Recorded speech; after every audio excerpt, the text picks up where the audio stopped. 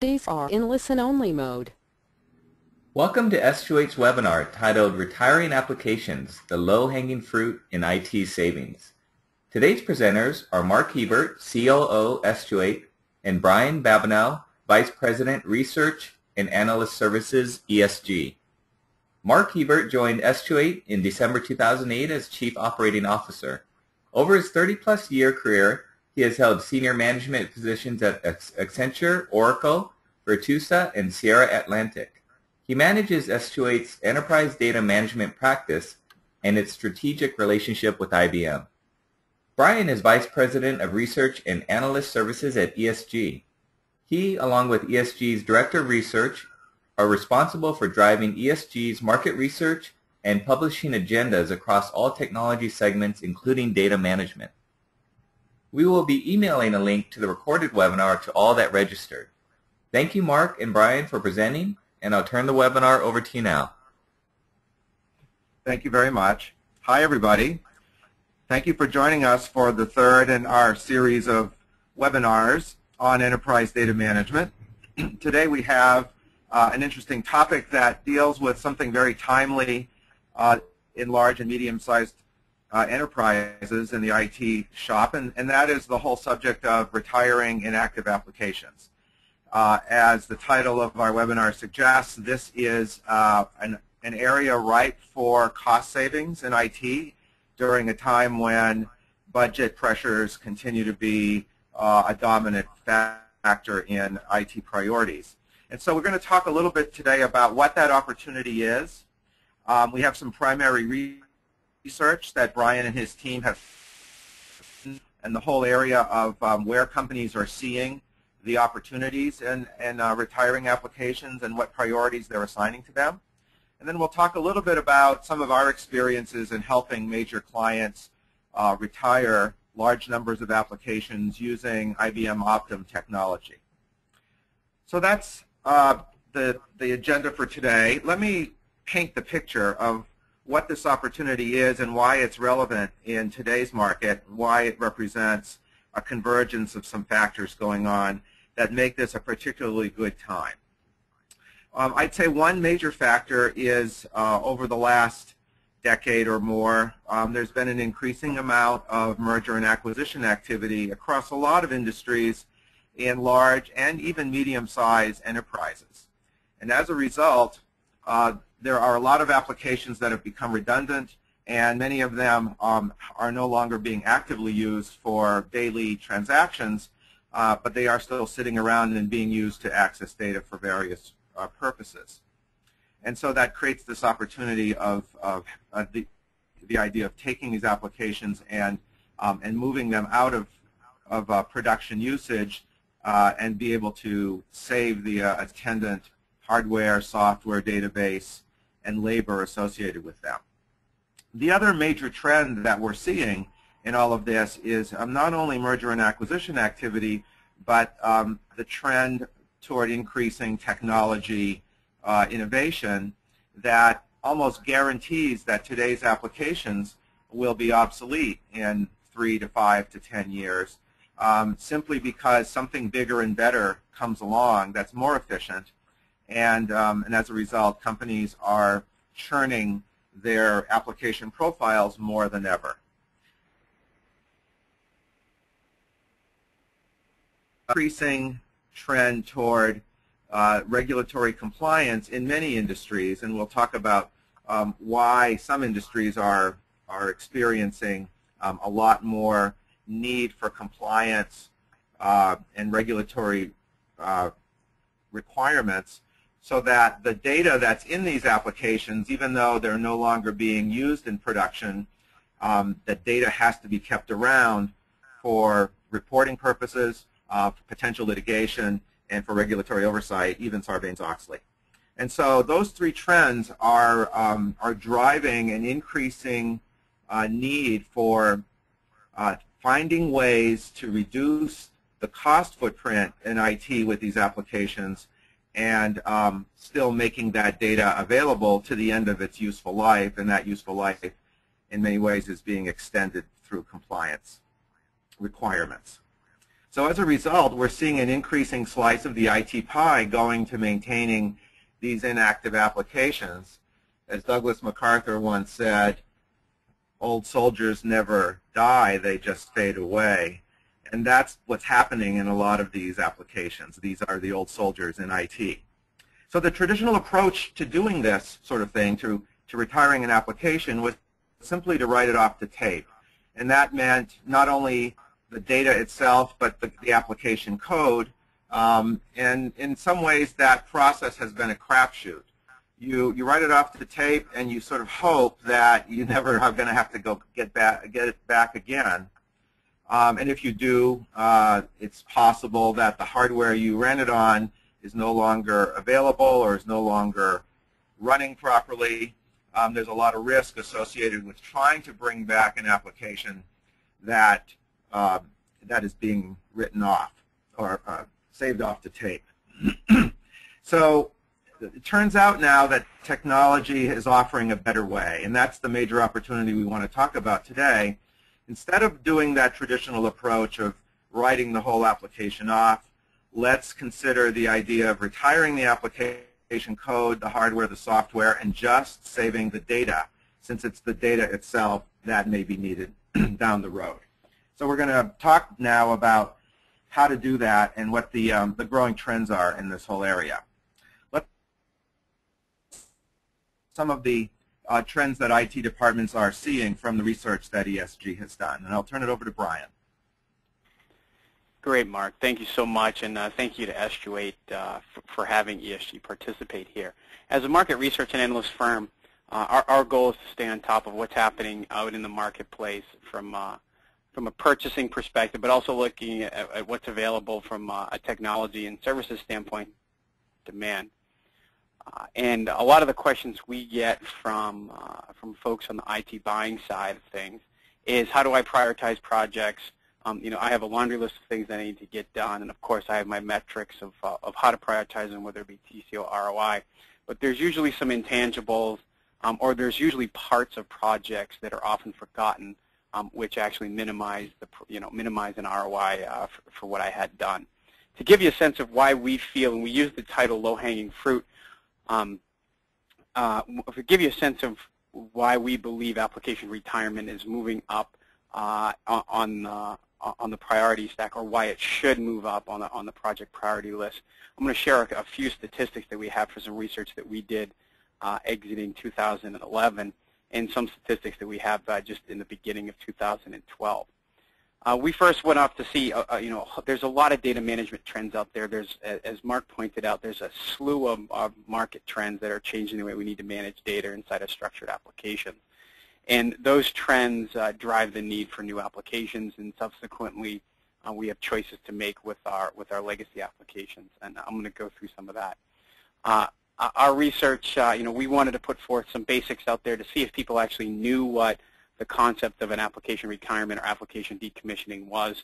So I share with you on this slide, and as Mark highlighted in the introduction, the whole concept, is a result of either newer applications being run on board and there's redundancy, or the fact that there's been some sort of business transaction, merger and acquisition, or absorption where that results in redundant systems. Getting rid of one of those systems, or the legacy system as we've defined it here, is really what we're talking about when we discuss application retirement.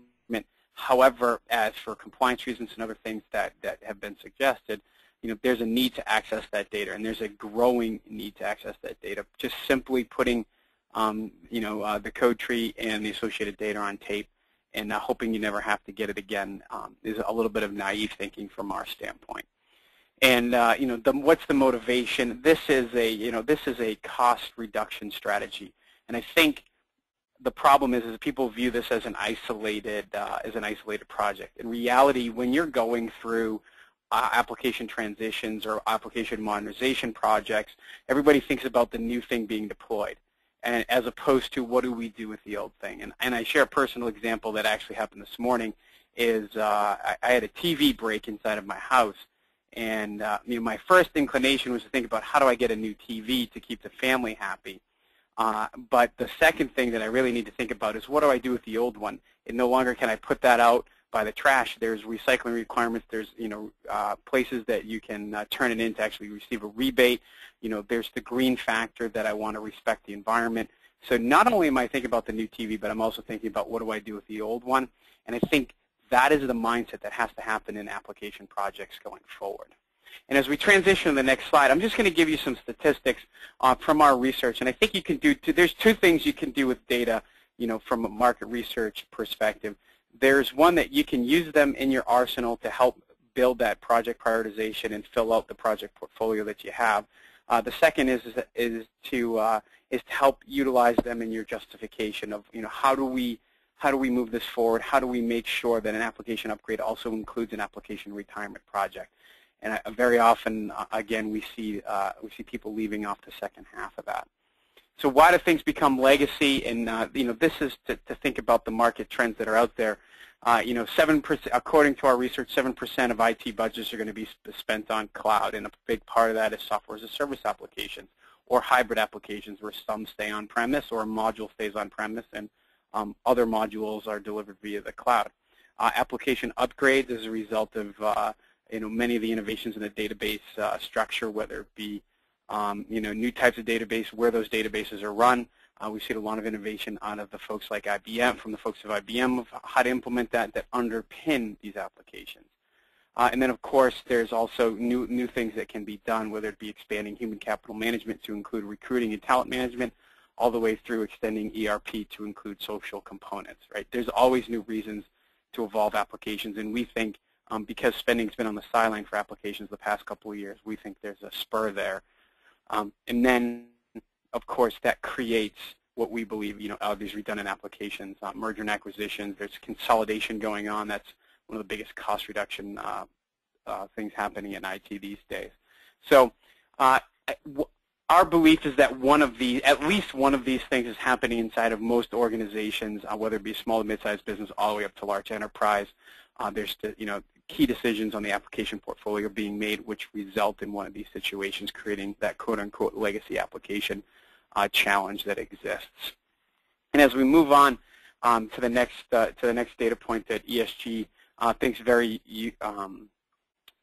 very enlightening is, why do these things get kept around? I think Mark and the team at Estuate have done a good job pinpointing some of the pains or some of the easy ways. I'm going to use the analogy again of just putting the old TV out by the trash and forgetting about what the real options are and what the actual long-term cost may be of doing that. The thing that keeps why people are keeping these legacy applications running on whatever infrastructure, frequently it's proprietary infrastructure that's very expensive to maintain, upgrade. You still go through the migration process. And the reason this is all done is because you have to get access to the data for reporting purposes. Others just believe that they need their users are still taking advantage of the application data because there may be one query or something that gets done every quarter, and it gets produced out. And then over a third down there, 35% still have the regulatory reasons that have to be abided by, or they use it for internal audit purposes or something of that nature. So there's a myriad of reasons why we still keep these things around, yet and it's usually because we keep them running because the alternative is to actually completely shut them down and make the data entirely inaccessible, which just won't work. Moving quickly, I think really what people need to understand is how valuable the app retirement project can be when coupled with an application upgrade or other portfolio project that you may have. Here's the statistics of the cost to keep legacy applications running. And as you can see, there's a large preponderance of people that are spending 6 figures and above, and a good amount, 22% are spending 7 figures and above on keeping these applications. And that's whether you have unique database requirements, patch levels, you're hiring consultants, or you have that proprietary hardware that's very hard to get off of. So when I say, as over a decade of being an analyst, we see a lot of ROI models, we see a lot of justifications that are built on soft costs, and people have a hard time moving those types of projects to the top of their list. I've rarely seen one as evident to do with hard cost savings as app retirement. This is why we consider it low-hanging fruit, and I think it's justifiable. It's the title of this presentation today. There's just so much money to be saved if you actually pay attention to what can be done by retiring that application, but yet keeping the data accessible. So my final, as I finish up my part of the conversation today, hopefully you can use some of that information that we've shared to, one, get the projects on the radar screen, or at least augment the project, two, to justify it with real hard dollars, because we believe there's a lot of savings there. Know that you are not alone. 50% of companies that we've surveyed have plans to do this. They have seen the numbers that we have shared, and they believe they can get cost savings.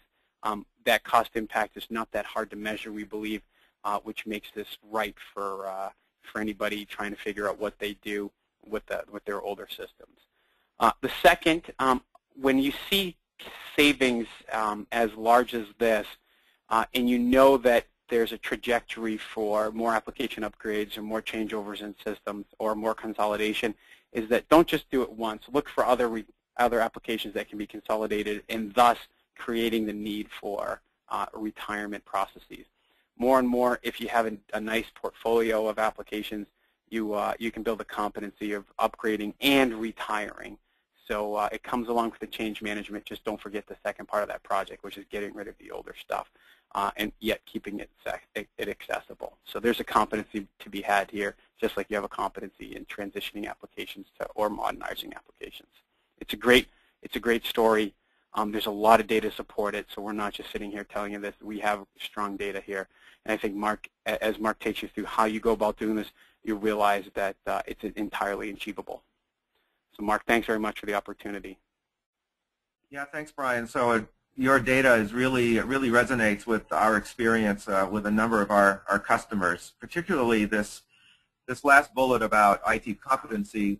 Well, we're actually seeing a number of our customers create what they call archiving or retirement factories, which emphasizes the repeatable nature of this process and the idea that it's possible to take the methodology and cookie cutter it such that you can be retiring multiple applications concurrently through a factory process. And we've been doing this now for about 2 years at T-Mobile and at Merck, and we're aware of quite a number of other customers with ourselves and IBM that prefer to remain anonymous but are doing similar kinds of factory models and competency centers. I want to now kind of move into how you go about identifying these candidates, and then how we go about executing projects like this in a little bit more detail so you get a sense of the path forward. So just a minute on what is a good application candidate. This sort of brings together some of the threads that we've already been talking about in the last few minutes. But this kind of gives you a sense of sort of a rough checklist of where to look for the top priorities. So number one, these are typically applications that are inactive, meaning they're no longer processing new transactions, but they're just being used for periodic data access. These are applications that are running on dedicated hardware, meaning if you can stop them, you can retire or reclaim the hardware, the related code, application code, the related database and licenses associated with those, as well as the maintenance cost associated with all of those. And oftentimes these are annual license renewals for maintenance purposes. So you oftentimes can see near-term cost savings just by not renewing the licenses in addition to retiring the apps. In addition, these applications will incur some amount of ongoing labor for management purposes through system administration or DBA or other functions, IT applications. Particularly attractive are ones that are on old hardware platforms that are starting to get harder to maintain and are clearly going to be at end of life before very long, so that keeping them going is going to be increasingly expensive if possible at all. And then lastly, these application candidates are the ones that for which the half-life of the institutional memory is starting to fade. As the applications are no longer being used in production, the people who maintain them kind of move on, and they're no longer fresh in people's minds as to how they actually work. And lastly, the best candidates are the ones for which the data needs to be kept around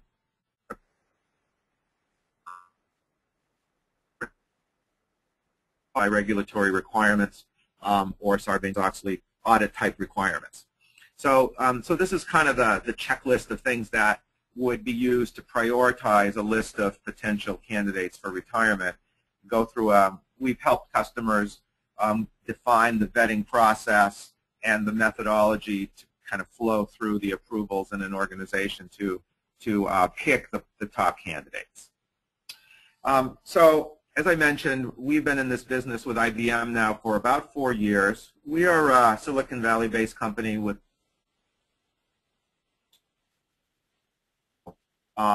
economy ourselves. Our founders and myself were at Oracle for about 40 years, so we know enterprise applications from the Oracle perspective, and we specialize in enterprise data management of business applications using IBM Optim. I want to spend a few minutes on IBM Optim because it's really the dominant platform in enterprise data management, and I've got a few slides that will talk about that in a minute.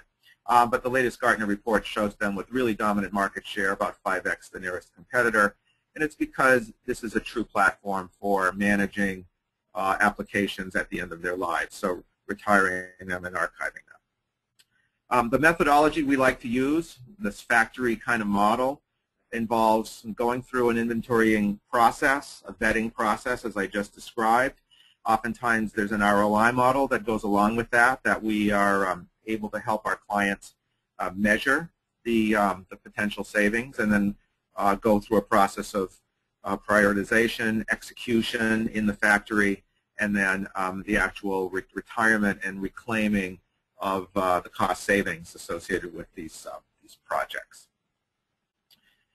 Okay, so a couple of words about IBM Optim itself. This is a platform that was acquired by IBM about 5 years ago from a company called Princeton Softech, 20-year-old technology. Originally came out of the mainframe world and is now a full platform. It has 5 major products.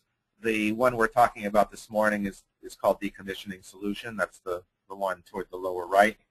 But it's part of a family that also does archiving with data growth solution in the lower right, and then a couple of products that deal with non-production databases for test data management using a subsetting strategy, and data privacy for the purpose of masking sensitive data in non-production systems so that that data is secured properly. So this decommissioning solution is part of an overall platform and engine that deals with almost any kind of application. I want to just cover quickly what the real differentiators are in this platform, and particularly starting off with this enterprise nature, the platform nature of the product. So Optim itself supports virtually any kind of storage device at the bottom layer of the stack, any kind of operating system, modern or legacy, virtually any database, again, distributed, mainframe, mini computer, other sort of legacy databases, so any data source. And then out-of-the-box support for quite a number of packaged applications in the leading ERP. So these orange and green boxes represent templates that come with Optim for the purpose of archiving or retiring these packaged applications. So because of the enterprise nature of this, you can apply common practices using Optim as a way of executing your corporate data retention strategy and for building what we like to call a corporate archive repository. And this is sort of a new asset that corporations are building to manage data through to the end of its life and applying successfully the corporate data retention policy. The second major principle of Optim that makes it very effective is the concept of archiving or retiring applications based on a complete business object. So the idea here is not only to pull out the transaction data, which might be represented in yellow, in these yellow boxes. That transaction data represents typically where the real volume is. But to keep that data meaningful, to make it fully contextual, you need related data as well. So reference data, perhaps in these green boxes, master record data, say customer master or product master and so on, represented by the blue boxes, and even potentially things like attachments or other types of data that's related to the core transactions, and oftentimes maybe even sitting in other systems or applications in a federated model. So the idea behind Optim here is that we archive data as whole business objects such that when you go into the archive for reporting purposes, that data is wholly meaningful with all of its context, all of its related reference data. The third major principle of Optim that we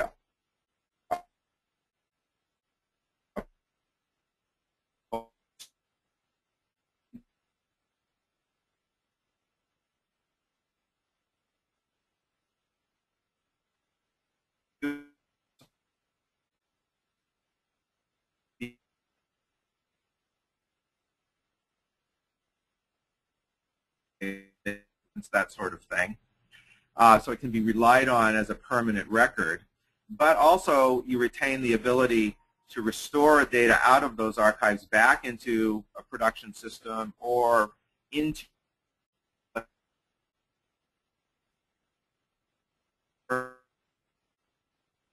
for legal hold. You know, all of those capabilities exist by being able to extract data out of the archive without modifying the archive itself.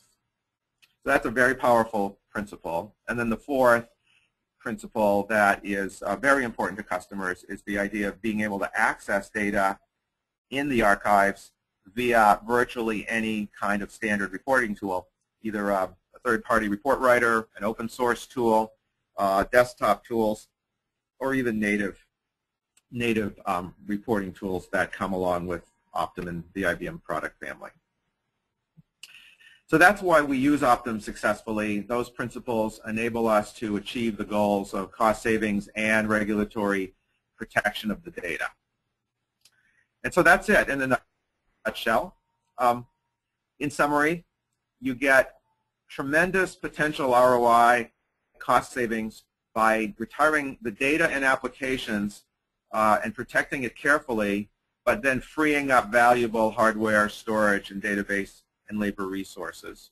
Particularly the labor part of this, you know, is becoming scarcer and more valuable to reclaim. And at the same time, it allows you to create a new asset for the corporation, the corporate archive repository, where all data goes to the end of its life. And now you no longer have the guesswork associated with trying to figure out where that data was in the tape library, what is it going to take to restore it and access it again. Rather, it's all available in a related set of files that can be managed across different tiers of storage for cost efficiency, but you always know where it is, and you manage that as a proactively as a production application itself. Even though you're not applying transactions to it, you are certainly moving data through it, either retiring new applications or purging data out of old archives that are no longer needed according to your corporate data retention policy. So that's the opportunity. I look forward to the chance to talk to some of you about your own portfolio of applications and how we might be able to help you. And with that, we'll open it up for questions. Great. Thanks, Mark and Brian, for presenting. To the attendees, if you have any questions, feel free to ask them in the questions area of GoToWebinar, and we will get them answered. Here's our first question. In what industries are you seeing the greatest activity in application retirement? I can take that one, this is Brian. From a research standpoint, we've certainly seen it in the financial services industry because of the amount of merger and acquisition activity and absorption activity that occurred over the past couple of years from an economic condition standpoint. That coupled with the compliance factors there. has been quite substantial. I think the second has been in retail. There's been a lot of investment in newer systems and a lot more upgrades going on because of customer relationship management, I think, would be a top one. And then I think the third would be energy. Again, there's been a lot of merger and activity there. There's a lot of complex applications that are getting rolled out. So, you know, those would be my top three. There's a few others out there, but I think that would be my top three just because of the application profile and things that are going on in those industries specifically at the macro level. And I would add two more that we're seeing a lot of interest in. One, the first is in the telecommunications industry, and it's simply, I think, because there's I think Mark, you're breaking up a bit. For accumulation of lots and lots of apps. Can you repeat that, Mark? And then sorry. lastly, you're breaking up a bit there. Oh, I'm sorry. The telecommunications industry is the fourth. Can you hear me now? Okay. Yeah, you sound fine now. Great. And okay. then lastly, in life sciences, biotech and pharmaceuticals, where regulatory issues, I think, are driving a lot of the need for maintaining data safely with some of the mechanisms I described. Okay, thank you. Next question, how long does it take to retire a typical application? I would say that typically we assess applications by complexity. For a moderately complex application, it would typically take 2 to 4 weeks to extract the data and all the metadata associated with it so it's meaningful, and provide some basic query capabilities against it. In some cases, specific kinds of reports are also needed. Sometimes we have to recreate reports from the production system. That can take a fair amount more work, depending on the complexity of those reports, like financial statements and such, that have to be reverse engineered. But in many cases,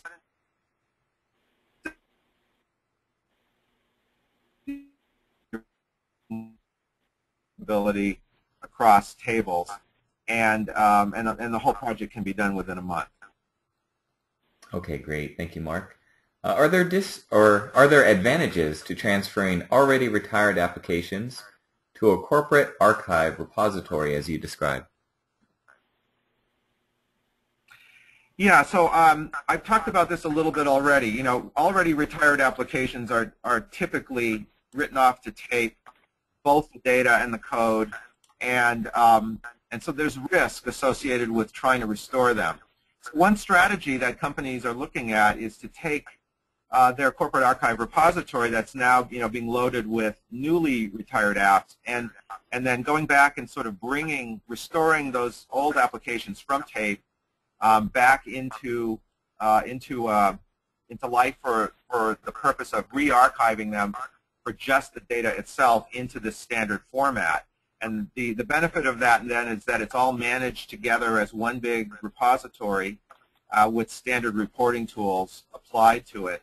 And so it's a way of reducing the risk of having to worry about what it's going to take to restore applications down the road. Okay, great. Thank you.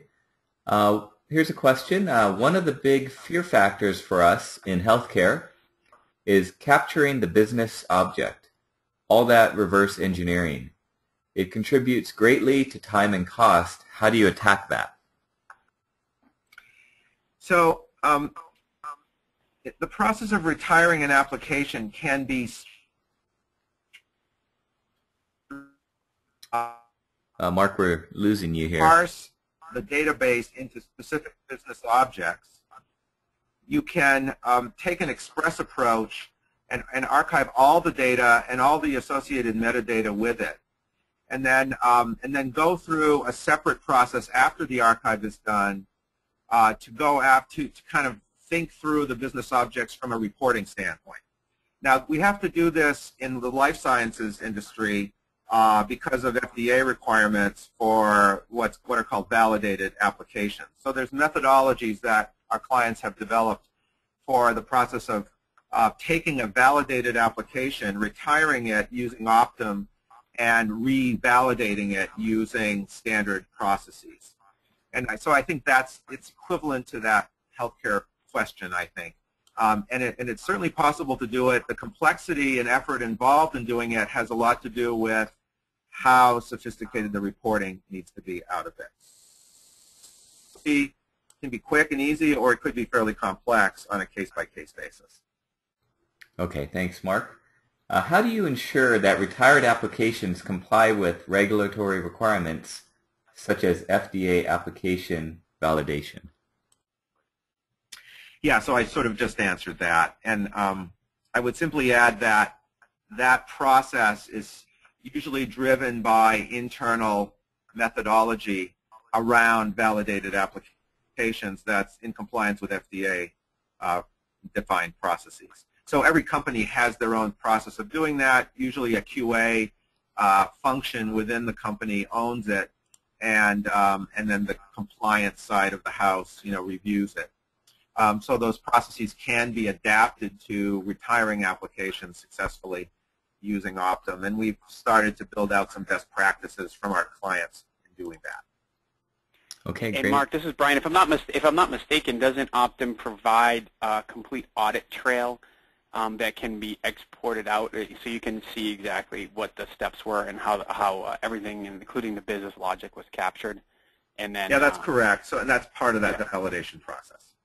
Yeah. So it's largely a documentation methodology more than anything else. Okay, great. Our last question. How much effort does it take to manage a corporate archive repository?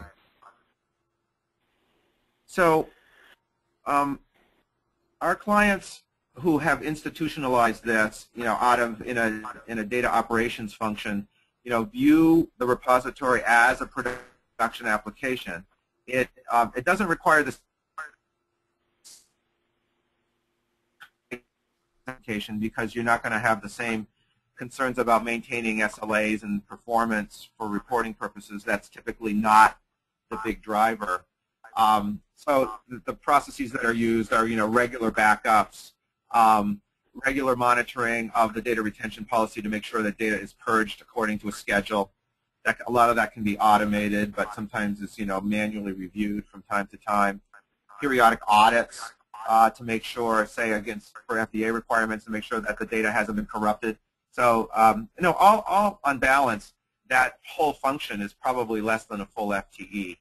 And a lot of it can be automated through scheduling tools. Okay, great. Well, thank you, guys. We have no more questions. Thank you to the attendees for joining today's webinar. We've recorded the webinar, and we're going to put it up on Estuate's website. That should be up in maybe a day or so. And you can see Mark and Brian's contact information on the screen there. If you have any questions after this webinar, feel free to reach out to either of them. Thanks again, guys, for presenting, and have a great day. Bye-bye. Thank you.